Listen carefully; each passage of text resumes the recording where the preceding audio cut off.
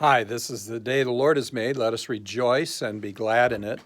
Our devotion for today, Friday, January 22nd, 2021, is from the Gospel of Mark, the 4th chapter, verses 35 through 41. On that day, when evening had come, he said to them, "Let us go across to the other side." And leaving the crowd, they took him with them in a boat, just as he was. And other boats were with him. So Jesus finishes teaching parables to the crowd by the sea, and he decides it's time to go across to the other side of the sea by the boat. So they hop in the boats and left the shore to go to the other side. There are other boats that were with Jesus and his disciples as well. Verse 37 and following. And a great windstorm arose, and the waves were breaking into the boat, so that the boat was already filling.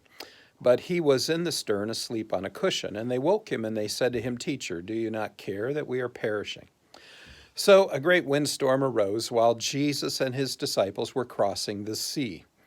The wind was so bad that the waves of the sea were breaking into the boat, so that it was filling up with water. Jesus was asleep on a cushion in the stern of the boat, in the back of the boat. His disciples, all worried, woke him and asked him, "Teacher, do you not care that we are perishing?" Which, of course, they weren't yet. They hadn't sunk, but they were worried that they might. Have you ever felt this way sometimes? That you were so overwhelmed by the storms in your life that you were afraid that they might crush you or capsize your life or destroy you completely? In those times, did you go to Jesus in prayer so that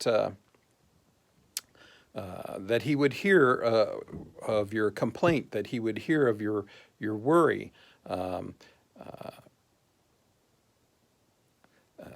Say what you will about the lack of faith that the disciples had, and that they had shown throughout his ministry, and will show throughout his ministry.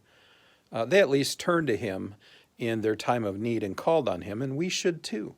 If you have a time of need, if the storms in your life have come up, you need to pray to Jesus about them. And verse 39, and he awoke and rebuked the wind and said to the sea, "Peace, be still." And the wind ceased, and there was a great calm. So Jesus, of course, is awakened by his worried disciples. And of course, he cares about his disciples and their needs. He loves them. So he stands and he commands the storm to be at peace and the winds to be still. And the wind and the sea obey him. Jesus, and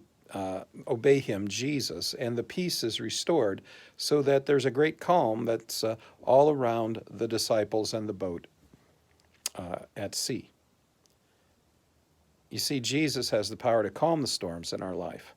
He has the power to restore the peace that we need when our lives are filled with chaos and fear. Jesus cares for his disciples. He cares about you and me so much that he hears our cries for help, and he responds with his power to help us. Verse 40, he said to them, "Why are you so afraid? Have you still no faith?" And they were filled with great fear and said to one another, "Who is this then, that even the wind and the sea obey him?" So why would any disciple of Jesus be afraid? Remember, perfect faith drives out fear. The disciples were amazed that the wind and the sea obeyed Jesus' commands. And they began to wonder about Jesus and who he really was, what his real identity was. But you and I should not be amazed or surprised that Jesus has the power to command even nature. I mean, we're 2,000 years on this side of the cross. We've been studying the scriptures that include what happened to Jesus and his life. Jesus is the Son of God, and he's the author of creation. He created the wind and the sea, and they are subject to his commands, just as we are also subject to his commands. Whether we obey them or not is another question. Usually we don't, but we are still subject to them, and judgment still, will still be made against us about our disobedience. So we need to, seek forgiveness from him as well. But we're still subject to his commands. Thank the Lord, that we are the beneficiaries of his forgiveness and grace. So, my friends, take your storms to Jesus for peace. Take your storms to Jesus in prayer. Go in peace, serve the Lord. Thanks be to God.